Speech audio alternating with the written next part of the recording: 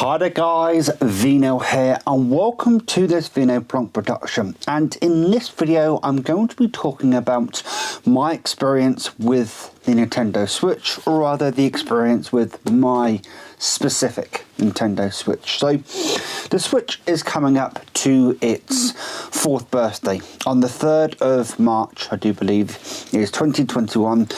The Switch will be turning 4 years old.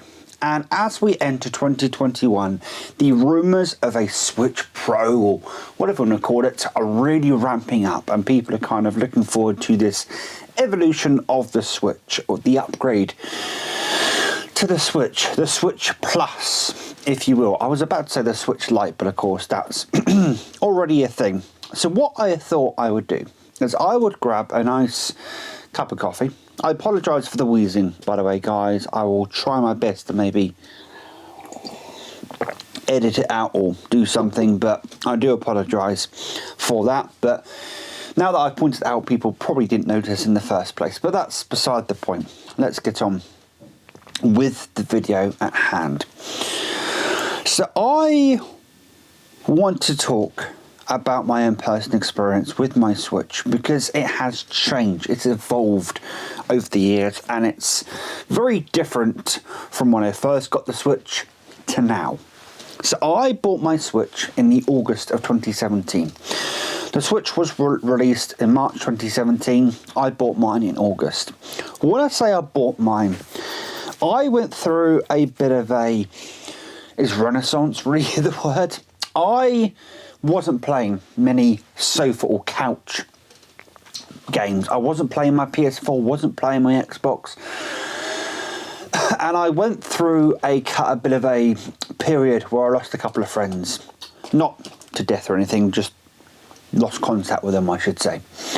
And I felt a shift in my play style, the way I played games. I'd recently gotten a 3DS and was playing primarily in my bed or on the sofa on a handheld console. So I decided to take the drastic step and sell both my PS4 and my Xbox and focus purely on the Switch. I went down to Game, which is a game store here in the UK, believe it or not. You wouldn't guess with that kind of name, would you? Went down there and traded in both the Xbox and the PS4, plus all the games I had for each console, and proceeded to get my Switch. I will say at this point, a massive shout out to Game, by the way, because they did me a few solids. Not only was this neon Switch that I really did want, I didn't want the grey one, I wanted the neon ones. Not only did a member of staff allow me to have their Switch that they put by to buy later that day or when they got paid or what have you, not only did that happen, but they did me an absolute solid on Breath of the Wild. I'm now going to get my Switch out, because I do have a few things to talk about when it comes to my Switch. So when I got my Switch, I picked up Breath of the Wild, which is probably hardly a surprise to most of the people that own a Switch. It was the killer app or the killer game when the Switch came out in 2017. Until was it the November of that year when Mario Odyssey came out? It was one of the only, mainstream games on the Switch. And I would like to comment, by the way, on the legacy at this point of Breath of the Wild. There are very few games that are able to hold a console for as long as Breath of the Wild did. At the time Breath of the Wild released, there was 2-to-1 market penetration.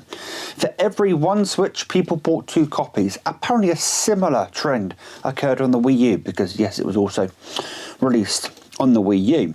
And there's very few consoles, or rather very few games or companies like Nintendo, that I could imagine managing to pull that off. I couldn't imagine Xbox, Microsoft or Sony releasing a console and having one killer game on it, and that killer game holding that console until 8 months after launch, whatever it was. It's bizarre.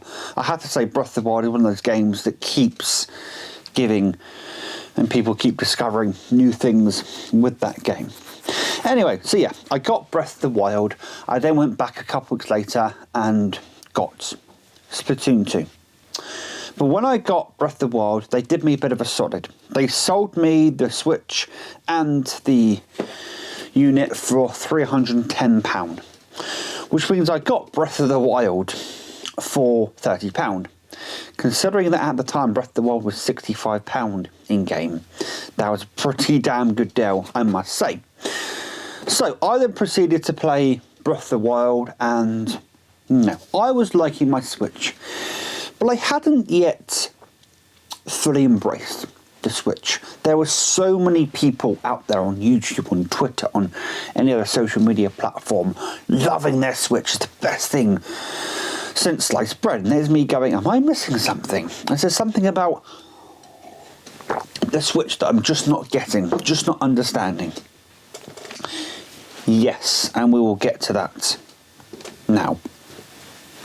So, there we go. If we go back to the home screen, if I show you my physical games on the Switch, one of which is Mario Maker 2, it's in the Switch. I also have Super Smash Bros. Ultimate, Mario Odyssey, and Luigi's Mansion 3. So, I did own, as I'm sure you, as I just said, Breath of the Wild, which I'm now going to go through this menu here, and we're going to go and I'm going to show you that I now have Breath of the Wild. No, that's Link's Awakening. Should have put these in alphabetical order. It would have been easier because now I'm complete. There it is. So Breath of the Wild I now have digitally on the Switch, just there, downloaded, ready to go. So I can't remember the exact date off the top of my head, but a friend very graciously gave me $200 worth of eShop vouchers. Yes, $200, and we'll talk about that a little bit later. We're actually going to talk about the internationalism, the international capabilities of the Switch, and that I've had probably the most smoothest ride when it comes to that. But we'll talk about that a little bit later. So they gave me $200 worth of eShop vouchers. I used those eShop vouchers to buy all of my currently physical games digitally. That included Breath of the Wild, that included Mario Kart 8 Deluxe, Mario Tennis Aces. There was a few games included in with that.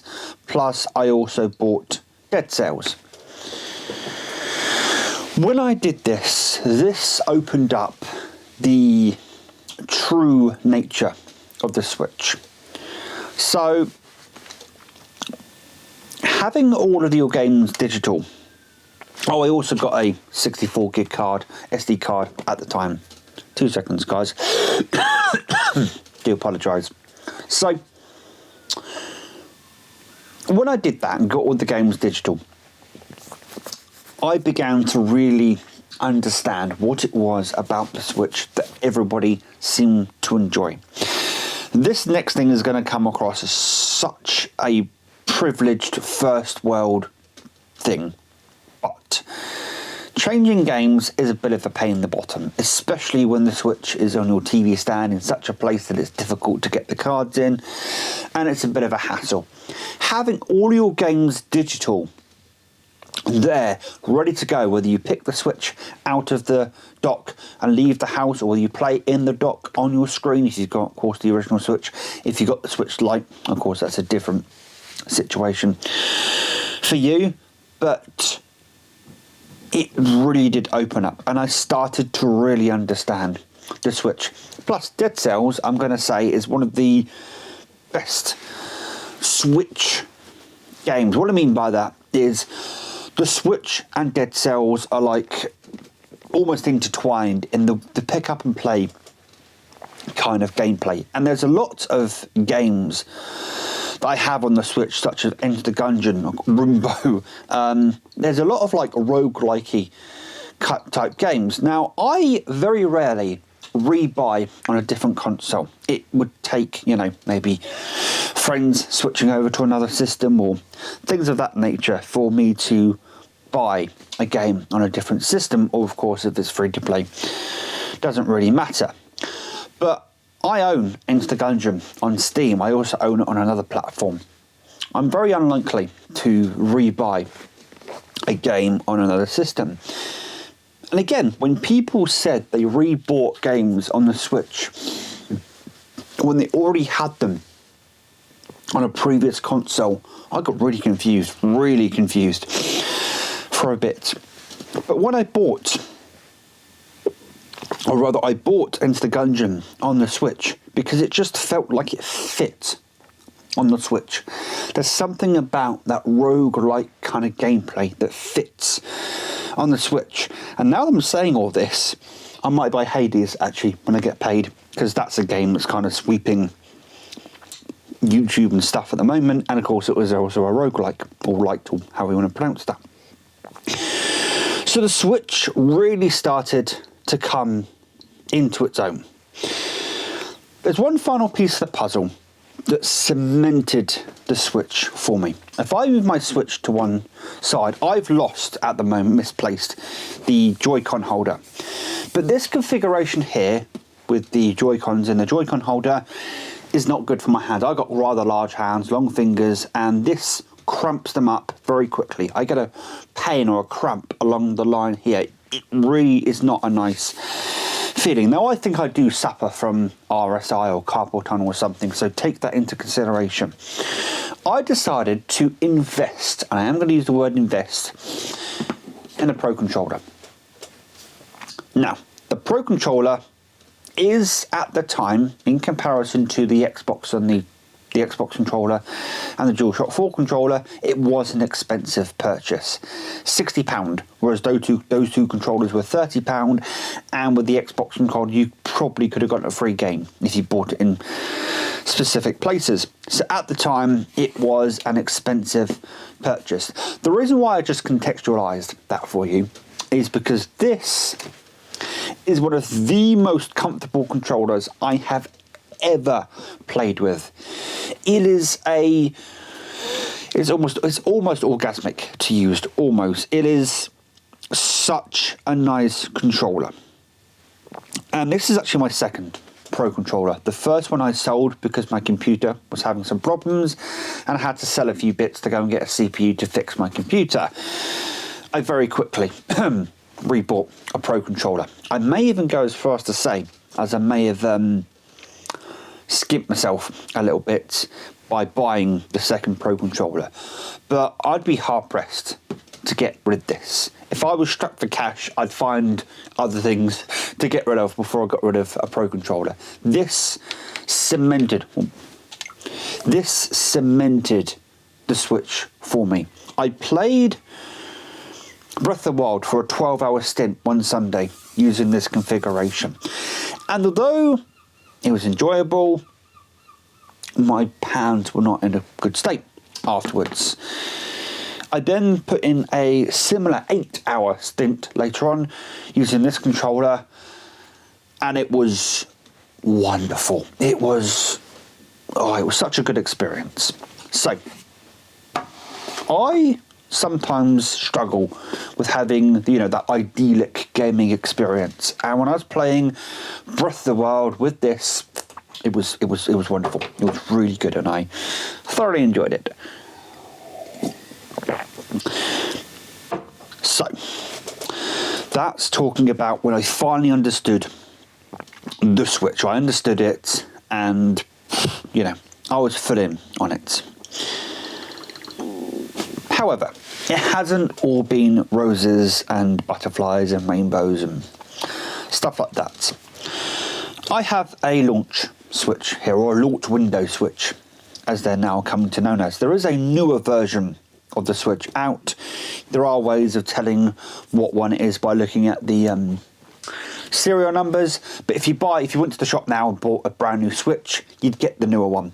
The newer one has a upgraded CPU, better battery life, but also can't be hacked.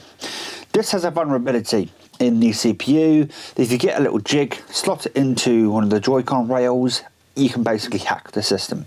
Obviously, Nintendo wanted to fix that vulnerability, so they released a new Switch. They also fixed some other issues with the Switch that also popped up with the launch Switch. The left, I've never had this problem personally, touch wood, but the left Joy-Con had an antenna issue. Nintendo would either send you out a replacement antenna if you knew how to do it yourself, or you could send your left Joy-Con in and they'd put a replacement antenna in for you, or another antenna in there for you, so that didn't lose connections. The other issue that has plagued Switches since the start is Joy-Con drift. Now, I don't have a Joy-Con drift, as you can see, because I'm, if I had Joy-Con drift and I just bumped either the Joy-Cons to left or right, you'd start seeing that selector box move to left or right. Of course, the best way of actually testing that is Breath of the Wild and just leaving Link stood there, flicking one of the Joy-Cons, the joysticks, and if he begins to move a bit more in one direction than the other, you got a bit of Joy-Con drift going on there. Now, thankfully, I haven't had Joy-Con drift. However, if I disconnect this Joy-Con and I show you this area here, I'm just going to focus in on that for you. This light isn't showing up. There should be a light there to denote what number player this is, and these two buttons don't work at all. So it charges, which is good, but the rail, if I think it charges, the connector that allows you to use the buttons and for the light to work doesn't. Now, it was the right Joy-Con, and I will say I haven't dropped my Switch that often, but part of me was thinking, did I knock it? Did I drop it? Did I do something to cause that? Well, the same things happened to my left Joy-Con. Exactly the same issue, and it happened when I barely played the Switch. There was a stint last year where I barely played the Switch and got the Switch back out of its dock. I think me and my sister were going to play a game. I went to give her one of these singly and found out that the other Joy-Con had decided to bite the dust in terms of those buttons. The other issue I have, if I bump the left Joy-Con, it does that. If I try and do that to the right one, it doesn't. So on the back of the Joy-Cons are this button here, and you won't be able to see this, but in that area there is a little lug that pops up, and that lug locks in to a part of the Joy-Con rail there. Well, that lug is plastic, and over time that lug grinds down to the point where that happens. Now, I'm quite a bit of a stickler when it comes to looking after my stuff, and that does annoy me. The reason why that annoys me, because I haven't done that. Because every time I take my Joy-Cons out of my Switch, I always press that button. Always press that button. And there are a plethora of YouTube videos you can watch where people have tested, pressing that button and taking the Joy-Con out versus just ripping it out without pressing that button. Basically, what's happened to my left Joy-Con happens if you don't press that button. If you don't press that button over time, that plastic lug gets snapped off, breaks down, and then that happens. You can buy metal mods. There's a mod you can buy that makes that connector, that lug, metal. I have thought about it, but I have to say, opening up Joy-Cons is a very fiddly thing. They are, the components in there are tiny, and the screws are even tinier. I actually might see if I can actually open these up and see if I can have a little look. I have had a look at the right Joy-Con, and there's some stuff that goes on in a Switch Joy-Con that I'm not sure I want to necessarily meddle with. There's a connector in there, basically. I don't know if it's a bad solder joint or just a bad, connection, but I can get it to work. But then when I connect the Joy-Con all back together, it doesn't work. The reason why that annoys me is I'm pretty damn certain that's my sister or another person I've played with, and I've seen her do it, where she just yanks the Joy-Cons out of the Joy-Con holder. There even became a point where I started giving her the Pro Controller, and I have to say, you know that whole player 1, player 2, is it syndrome? Phenomenon? Not phenomenon. When you don't want to give the second player the better controller, and of course that being a far comfier controller for me, I at one point started giving my sister the Pro Controller because there's no thing to disconnect, reconnect, and I started using that instead. For reasons that are probably obvious. So yeah, that annoys me quite a bit, I must say. Now we are going to move on to another aspect of the Switch, and that's the online service. Now, a lot of people have spoken negatively, we'll use it, or critically, of the online service. The stability of the online service is behind the likes of Xbox and PS4. Xbox rules the roost when it comes to the stability of their online system. But then that's because when Xbox Live launched, it was a paid-for service, and they invested that money that people were paying for it back into the service, and really built that infrastructure up. The Switch, when it first launched, it was free. When it became paid for, people did not. It was a bitter pill for some people to swallow, a hard pill for some people to swallow. Me personally, I think it's brilliant, simply because for these two apps here, the Super Nintendo system, games, and the NES games, these two things are brilliant. Most of the SNES games that are in here are the same games that are on the SNES Mini. Same with the NES. And they keep adding. Oh, there we go. That's the other thing that happens with this Switch, is that when you reconnect the Joy-Cons in the rails, they don't always connect properly. Probably related to that issue I've got. But this is fantastic. If you're like me, you grew up with the SNES and you grew up with these games, they're fantastic. Even if you didn't, they are splendid games that stand the test of time. And this service is... I love... Again, a lot of these games lend to a pick-up and play nature, especially if I load up Super Metroid and then load up, they've got save states, so I can load up a save state and there we go, I'm in. I'm playing Super Metroid. I'm in, playing Super Metroid. I can, I'm on the bus playing it and my stop comes up. I can go create a suspend point, put it in slot 1 and then, sleep the Switch. Off I go on my merry way, and then back I go, back into the game, and away we go. It's seamless. It is so seamless, and switching game to game is seamless. It is I think, a wonderful service. Now, some people have been maybe a bit more cynical about it and said that Nintendo are sugarcoating. One thing I want to say right here, right now, and this is another problem that's been happening on Twitter when it comes to Xbox Game Pass, is companies owe you nothing. If you act entitled to a company, that's when things start falling apart, as far as I'm concerned. The fact Nintendo is even offering this service, they don't have to. They don't have to offer this service.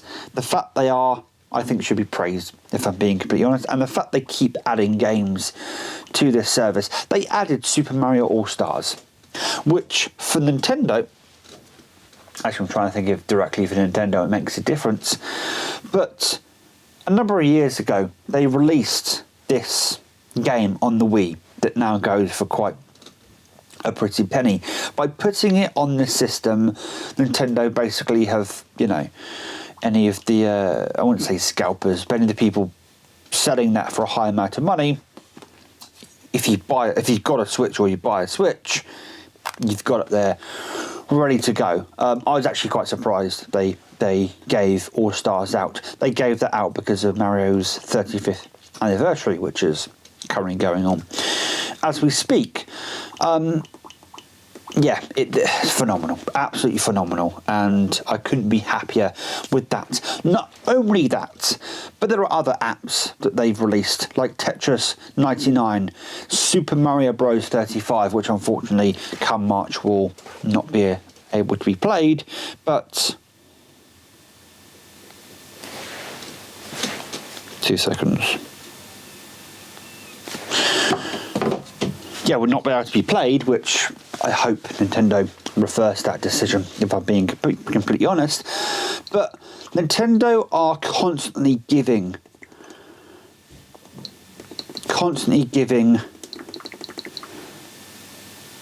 sweeteners, if you will. Now, some people, may look at sweeteners as a way of smoothing over the consumer, but at the end of the day, if you're getting something as a result, a subscription that I'm already paying for, I'm not paying extra for Tetris 99 or Super Mario Bros 35, they're just bits on top. They're just, I'm already paying for the service because I want to be able to play online on various games. These are just nice additions. I don't see people complaining about the free games you get from Xbox and PlayStation. So why are people complaining about the free stuff you get through Nintendo Switch? So recently I have added a Switch online bubble, I'm going to call it, their icon there, in which you go into there. I'll go in there quickly, and there's my account. There we go, and it allows you to download the NES, SNES online play, save data cloud. It has all of the various online functionality in one little hub there, which is quite nice, I must say. So now we're going to move on to the cross-region capabilities of the Switch. You may have noticed, if I go to the eShop, that I have a US profile loaded on this Switch. Now, this was a bit of a pain in the arse to set up, but once it was set up, so you can buy any of these games from this store, and once you've bought them digitally, it says on the other store that you've purchased them. The Switch is almost completely region free. I'd also like to draw your attention to my copy of Mario Odyssey. So my copy of Mario Odyssey is the US copy. You can tell, because of the E there, that's the ESRB rating. We don't have that rating in the UK, we have the PEGI rating. So if I now pop out of here, and if I pop out Mario Maker 2, we'll just put Mario Maker over there. If I just pop in Super Mario Odyssey, there it goes. I'm doing this one continuous take, no smoke and mirrors, no nothing. There we go, it pops up.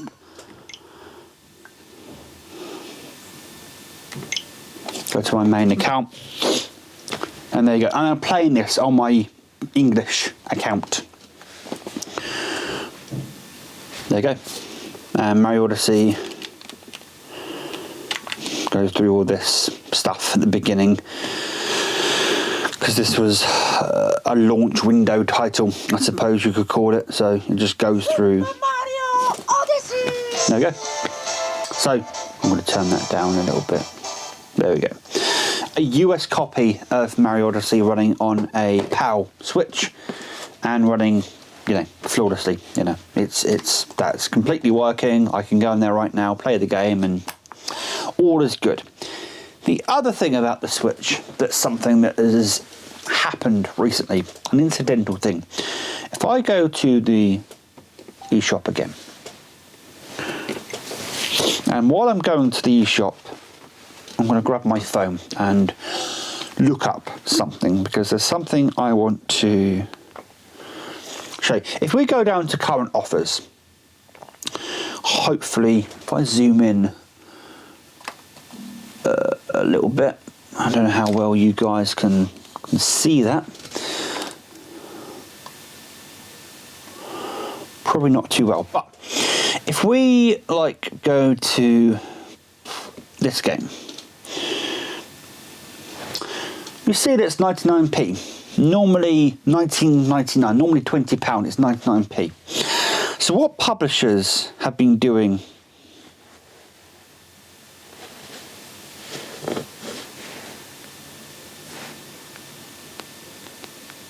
just 2 seconds, guys, I do apologise. So what publishers are doing is they're discounting their game drastically on the Switch to literally under £1. There are games on there that are 8p. I may pick up the 2 8p games on there in a bit because why not? 8p for a game. They discount them drastically. People end up buying them because they're really cheap. They then go on to, wrong button.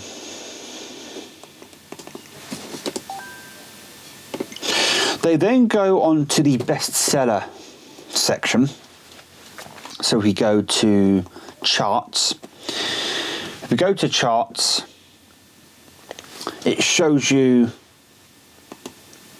It might be Discover actually, but one of these. There we go. Cooking Simulator is 6 on that menu. It's actually ahead of Breath of the Wild. The reason why Cooking Simulator is 6 on that menu, sorry, 8 on that menu, do apologise, 8 on that menu, is because Cooking Simulator is £1.79 at the moment. I bought it last night for a bit of fun. It's normally £18 for £1.79. It's a bit of a laugh, to be honest.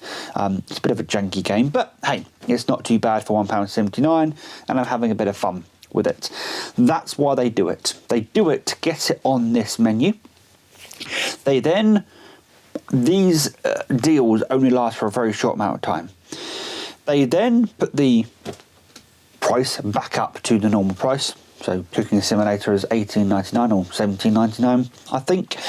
And then when people come to this menu and they look at this menu, they look at this menu and they go, "Oh, this so-and-so game is number 1 or number whatever in the charts. Oh, it must be good then," and they buy it. Is that deceitful? Yes, probably, if we're going to be completely honest. Is it deceitful? If you're not savvy in these things, if you don't do your homework and your research, then yes, I can see why people would have a bit of an issue with that.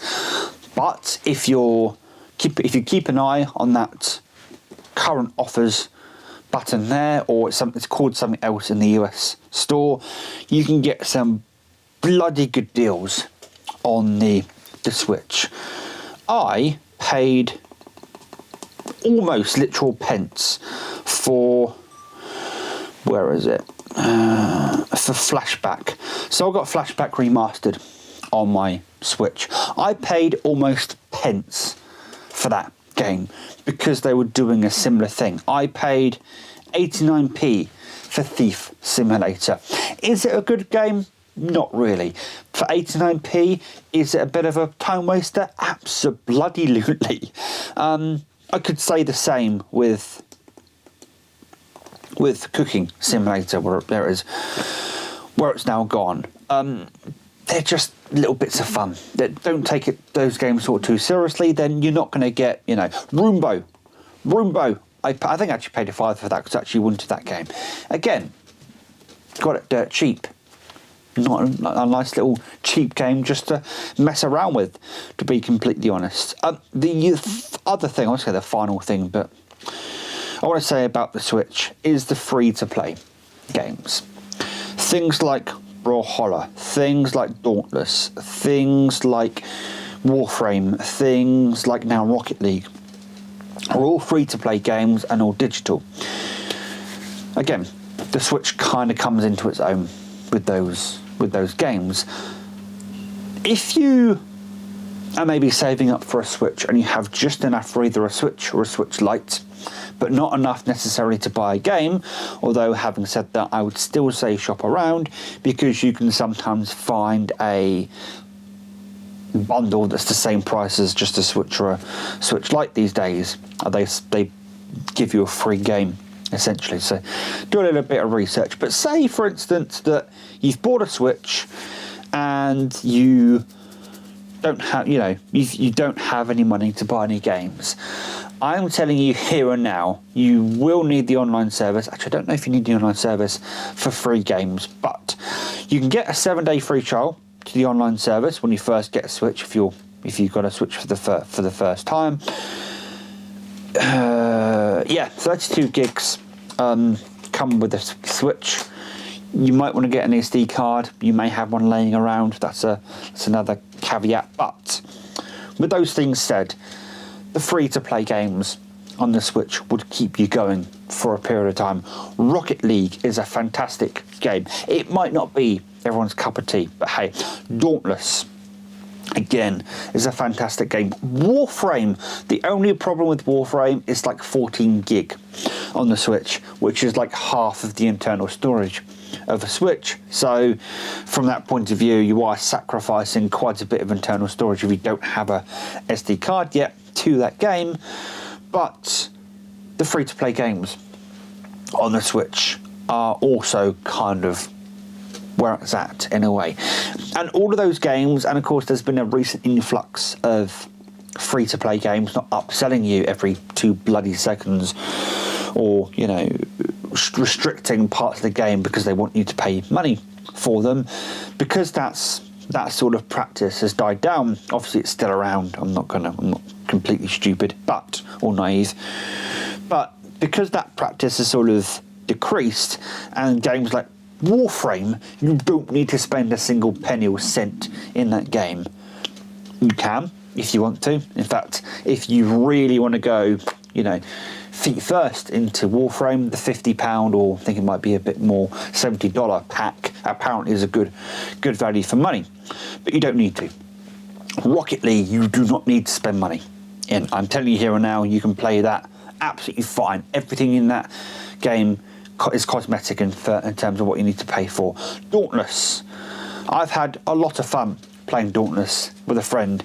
Again, there's not a lot of forced upsetting in that game. So, there are ways to enjoy the Switch. Obviously, one of the reasons why you buy a Nintendo console is the first party Nintendo games, and they are all phenomenal. So, with all that being said, I'm in the market for a new Switch, and there's a Switch coming out on the 12th of February, and it is, and I'm going to put Do Not Disturb mode on, it is this Switch. It is the Mario Red and Blue Switch, and I'm very close, probably by the time you've seen this video, pre-ordering this for the 12th of February, because I've got a bit of extra money coming in next month, and selling this to my dad, because my dad wants a Switch, basically. So I'm going to sell this to my dad for actually not a lot of money, to be perfectly honest, and use the money I'm going to get for this Switch to buy a 128 gig SD card. There's a 64 one in here at the moment, and rebuy a couple of games that I've sold, like Animal Crossing and stuff like that. And then with this puppy here, I'm also going to get the Mario 3D All-Stars collection, probably, because again, Nintendo have limited how long that is going to be on the market for. So this has been a look into my personal experience with the Switch. As it currently stands on the market, I'd wait to buy a PS5 or a Xbox Series S/X, because there's very few exclusive games on either console, none on the Series X/S. Maybe consider picking up a Switch. You can buy a Switch for half the cost of a PS5 or a Series X. A Series S, of course, is £250 or $300, which is around the price of a Switch. I'm going to say something else there, but I've completely forgotten what I was going to specifically say. The Switch is a fantastic system. It took me a while to finally really, understand what it was about the Switch that made it so special, but I understand it now. And also games like Mario Maker 2 also just fits on the Switch. With Mario Maker 2, you can also download levels to the Switch, or not the cartridge, but the Switch, to play on the go. You can download a selection of levels and away you go. I think you can actually set it up that with some of your favourite creators, it will download a certain amount of their levels to your Switch. So if you don't have an internet connection, you can play that. That's another really good pick up and play game on the Switch. My personal experience, it bugs the hell out of me, the Joy-Con issue, the fact that lug has broken. But from what I hear, Nintendo have fixed a lot of those issues in the new iterations of Switches. So I just wanted to pay homage to the Switch. I've been meaning to do a video like this for quite a long time, and finally I've managed to do this video. Yeah, the Switch is still a fantastic console in 2021. With a new Switch on the horizon, would I suggest getting the new Switch? That's between you and your pocket and your conscience, your buyer's conscience, I suppose, for lack of a better term. I don't know. I don't think I will be buying a upgraded Switch. I say that now. You watch by the end of this year, if that system is released, I'll probably end up with one of those in my possession somehow. But nonetheless, this has been my own experience with my Switch, and hopefully some of the pointers I've pointed out will help some newer people come to the Switch. It may help some existing people who already own a Switch. I would say that the Pro Controller is a must-have. That's how much I like this controller. There are some places that bundle this in with the Switch. I think this should be a standard accessory with the Switch by this point in time, but that's just a personal thing for me. If they slash the price of this Switch when the Switch Pro, whatever it's going to be called, comes out, either slash the price of this and bundle that in with it and keep this at the same price, or slash it and bundle that in with it. That's my little message to Nintendo. It's probably not going to happen, but hey, it would be nice. That's how instrumental I think this thing is to the Switch. Anyway, guys, hopefully you got something out of this video. And until next time, please take care and enjoy the rest of your day.